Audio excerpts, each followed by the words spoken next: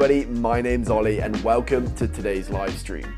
We are here at Aquila Game Reserve in the province of Western Cape, South Africa.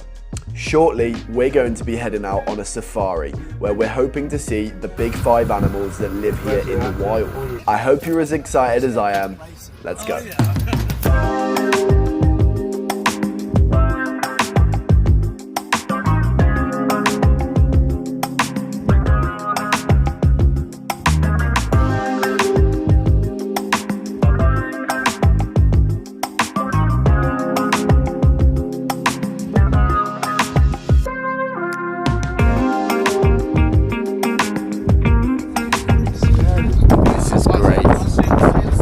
So blessed to have the opportunity to do this.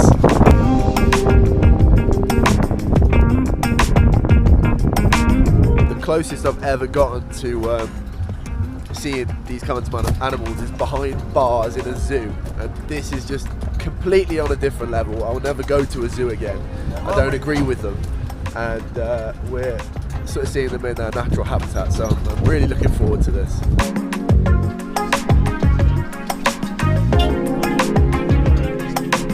You mentioned earlier how much food elephants eat. You mentioned 200 to 300 kilos a day. So on this reserve, is there enough on the land for them, or do you have to give them any additional food in their diet? Specifically what we basically do, we do supplement feed about 10% of their diet, just trying to keep that natural balance.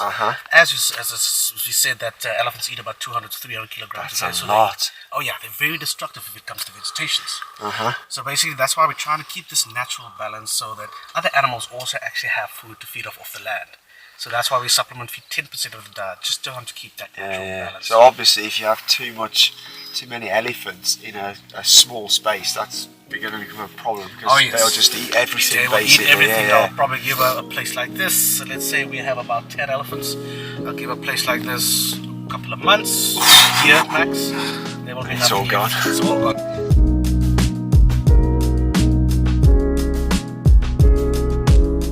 Elephants are fascinating creatures.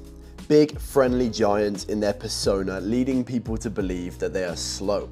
However, when necessary, elephants can reach speeds of up to 45 kilometers an hour.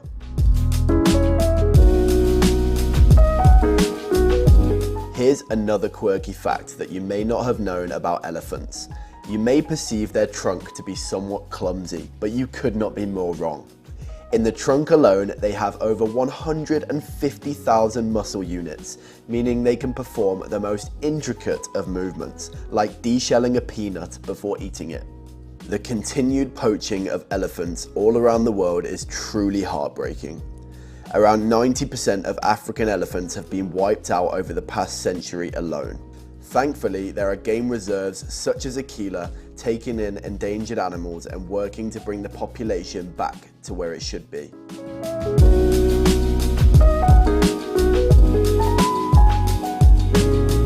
One of the main differences about this reserve to other reserves is that most of the animals here have been sort of saved or rescued from sort of cullings, and that's the case with the elephants. Those elephants were at a different reserve and they were going to be culled, so they've been brought here, and that's basically saved their life, which is great news, you know.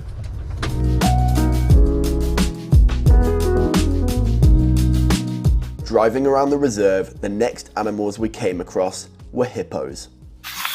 So do the hippos spend the majority of their time in water or out of water? Oh, definitely. About 80% of the time, these hippos actually spend their life in the water because they have such sensitive skin. Okay. You can actually basically say that hippos are nocturnal animals. They usually at night they graze around for some food. Oh, right. And are they a particularly dangerous animal? Oh, yes. Hippos actually have been seen as the animals that kills the most human beings than crocodiles and lions together. Wow, you'd never believe that. Oh, yes. The reason for that, I usually tell people, is that it's just sometimes we as humans do things that is not actually the right way, you know? Some people actually go down to the riverbeds, basically, to actually go to the river, fish, or wash their clothes or stuff like that. And then they follow the pathways of the hippos, which the hippos made. And when you get stuck in that pathway, the hippo will think that you are keeping him away from the water, and he needs that water. That's why yesterday, I mean, I've never done anything like this. I wasn't, whatever we're sort of told about these animals in, I don't know, it sounds trivial, but like kids' books and things like that, Yes. is that they're all big friendly giants. Oh, so yes. to me, when I was going around on the quad bikes, I was like, oh, there's a hippo. I got off the bike and went down a little bit towards it, and then a truck saw me and said, "Look, get back on the bike." Oh yeah, that's a bit And dangerous. I wasn't aware that there was that much of a possibility that it would come out.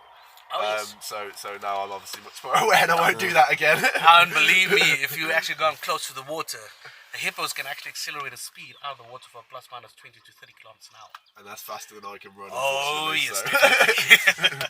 This fact about hippos really struck a chord with me. We often, as people, want to get up close and personal with these animals out of interest and curiosity. But it's essential to keep in mind at all times that these are in fact wild animals and they deserve their own space and respect, just the same as any one of us.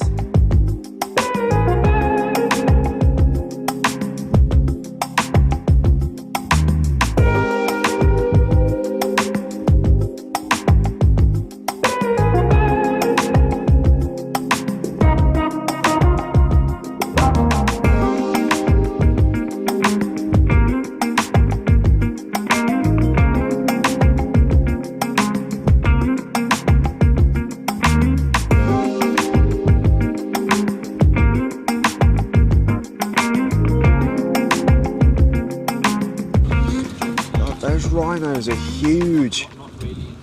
Holy moly. Holy massive, aren't they? So I notice here there's like a herd of zebras, and there's a couple of rhinos sort of mingling with them. Are they friendly with each other, or? Oh yes, they can be friendly with each other. It's all about the food. You know, if there's a lot of food around, everybody will be happy. Everybody actually gets a little bit. But if one of these zebras actually gets too close to the rhinos, they will get aggressive and actually try to push them away. Right. Are they always on land, or do they ever sort of venture into the water? They tend to, especially in the hot summer's days, they tend to want to venture to waters where they roll around in the mud, try to cool the body down and keep away the flies and the pests around them. But you'll also see that rhinos actually, the skin of the rhino is almost about 2 centimeters thick. Is it? Yes, Well, that's must why they keep can them warm in survive. the summer. Yeah, that's why they can Warm in the survive in winter. cold areas like these. So I've just learned a couple of interesting facts about the rhinos actually. They can charge at anything up to 40 kilometers an hour, which is incredible.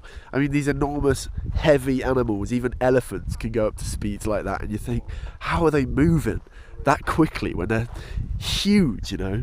And the other thing is rhinos, if they see small fires, they'll actually go and put them out because their skin is like 2 centimeters thick.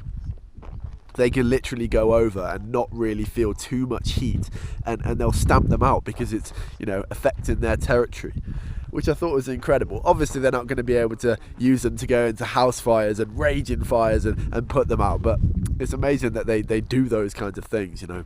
These shows that come out that like David Attenborough and stuff does, it really does give you a good insight into what it's actually like in the wild, because it's a brutal world out there. Definitely. I mean, you know, when you need food, you got to go out and get it. I mean, they're lucky for elephants and things like that, where the vegetation grows everywhere and they can get the vast majority of their diet on the floor.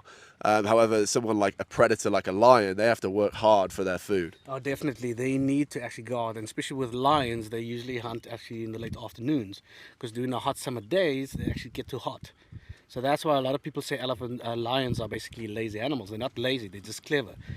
They save up all the 80% of the time. They actually just lie about sparing all their energy, and in the late afternoons, that's when they go out and hunt. That's when they start using it all in one go. Exactly. So they can confirm the kill. Is it typically buffaloes they go for, or do they go for other animals too? They go for other animals too. Easiest prey are always the smallest ones, and the smaller, weaker ones like babies, zebras, baby springboks. They always go with the smaller and weaker ones. But when hungry enough, they will go for bigger animals, and that's where the whole pride actually comes together. Right. Do you ever get to see, like, you know, that in action, or is it quite rare? No, it's actually quite rare where you basically see that, especially in big areas. It's very rare where you basically see that. If you do see it, you're really lucky to see something like that. Yeah. So I understand there was a very unfortunate incident that happened a couple of years ago at a game reserve regarding the rhinos. Would you mind sharing a bit about that story? Yes, Ollie. Unfortunately, what happened at our sister lodge in Verduren, actually 4 of our rhinos actually got poached. And which we later discovered, a team was basically embarrassed because they discovered there was another female missing. And they actually assembled a team to actually go out and try to find the female. And the female basically went through constructive facial reconstructions, because with the high caliber that they basically used to basically kill the rhinos. So a team was embarked basically there to actually go and see if they can find them, which they later in April actually found out that there was a baby that actually also survived, which also later we found out that the female that was actually saved was also the mother of the baby, and was basically reunited with the female. So we actually did move them into this closed area where they can actually just, the baby and the mother can actually just basically recover from all this whole poaching thing.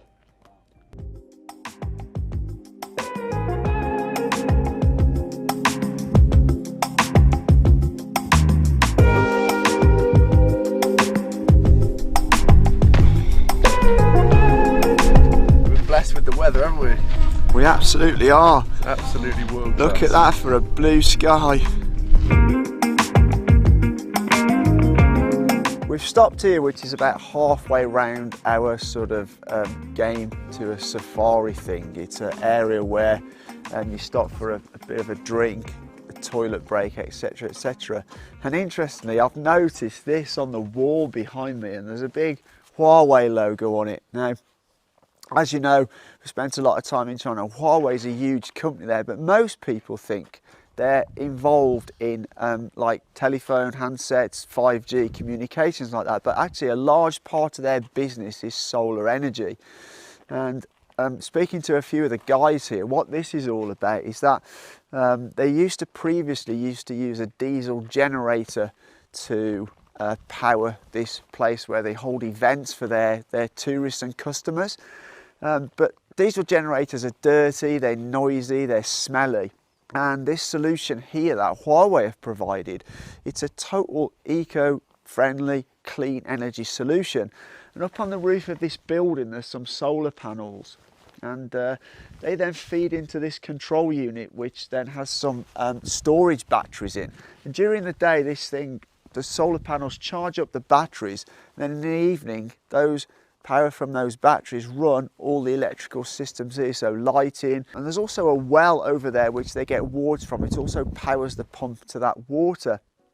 And from talking to the guys here, in the not too distant future, they're going to expand the solar solution to the whole park and all the lodge where we stay in. So it will mean that the whole of the reserve will be running on solar renewable energy from the African sun.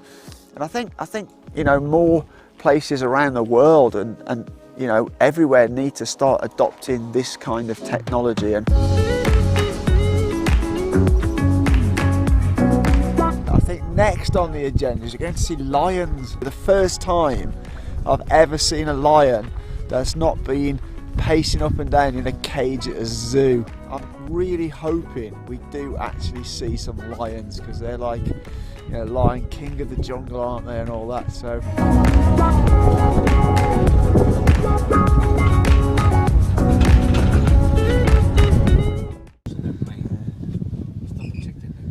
they just look powerful, don't they?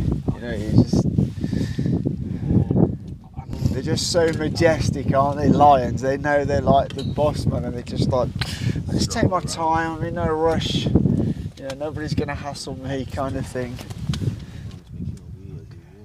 Yes. Are the female ones or the male ones more aggressive then? Females are the more aggressive ones. The males are the more chill back, laid back ones. But the only times when basically males also go out and hunt when it's bigger animals, like let's say a rhino, if they're really hungry. A rhino, buffaloes. That's when the males tend to actually jump in and help. Right, okay. Because they're more powerful. That's why males have to eat first, so they can build up their strength. Right. And then the females actually do, and then cubs just sneaks in a little bit of meat if they can. Wow.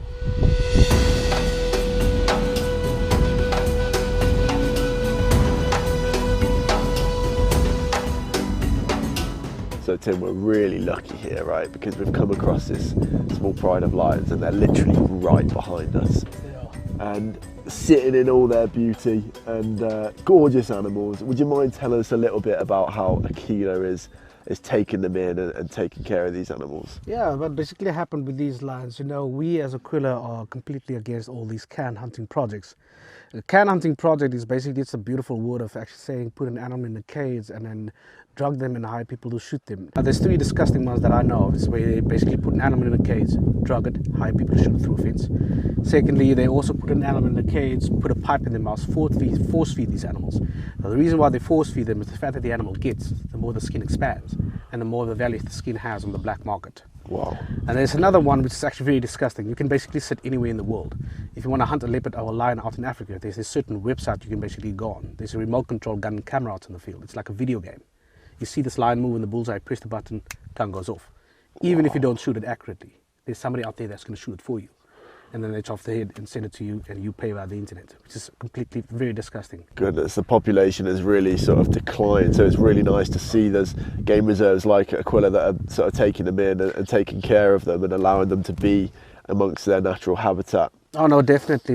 As I said, we are quite keen and big on the can, and we are completely against can hunting projects. So again, as I said earlier, as I said with the other animals, we just try to give these animals a safe place to stay so they can basically live out their life. When we're kids, they're sort of seen as these cuddly little cute animals, and obviously they're the king of the jungle, and you have to be you have to give them a lot of respect, because they could do some damage if you were to cause them some trouble. Oh, definitely. And you just want to go up to their mane and give it a little rub, don't you? Oh yeah, no, it is. You can't be doing that. Yeah, you don't be doing that. You actually really want to end your life there, basically. Yeah. Again, as I said earlier and on an earlier stage as well, all you need to do is just give these animals their space. As you can see now with these lions lying behind us over here, we actually giving them their space, so they're actually quite happy and quite chill with us being around. If we are to go closer, they will get a little bit edgy. Sure. And then they will actually use what they call the awareness zone. Then they will be aware of you, like now. This is the awareness zone. They're aware of us, but still happy with us being here. Sure. If you go a little bit closer, that's what they call the critical zone. And that's where the animal needs to decide, stand and fight or run away.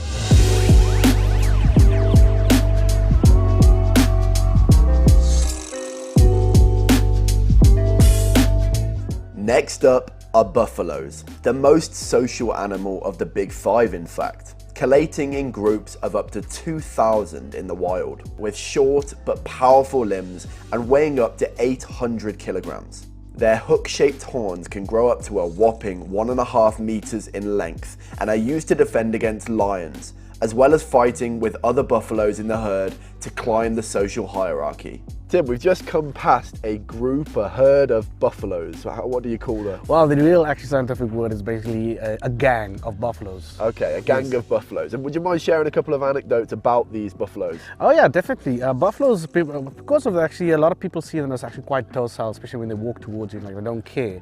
But they are actually one of the most dangerous animals you can actually find, especially on foot.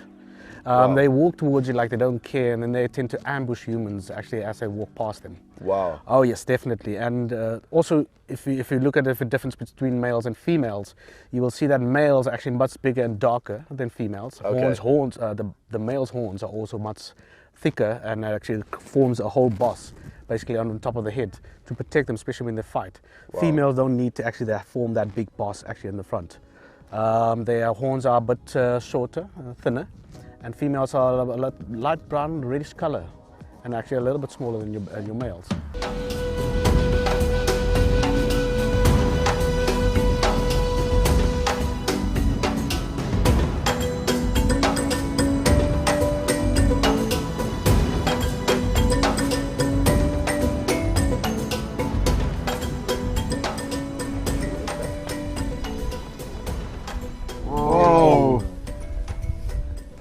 Decided he didn't want to go. And look at that, it's literally left a cloud of dust behind as well. They pick up some serious speed there, don't they? Yeah. Jesus Christ. Cheetah's incredible speed is a product of their body mechanics. They have a flexible spine that allows them to stretch and cover so much ground on each stride. They also have larger than usual nostrils, lungs and heart to help circulate blood efficiently through the body. So the ones that are actually born here don't go through the whole rehabilitation program because they were born kind of wild with their mothers and we don't have any interference with that.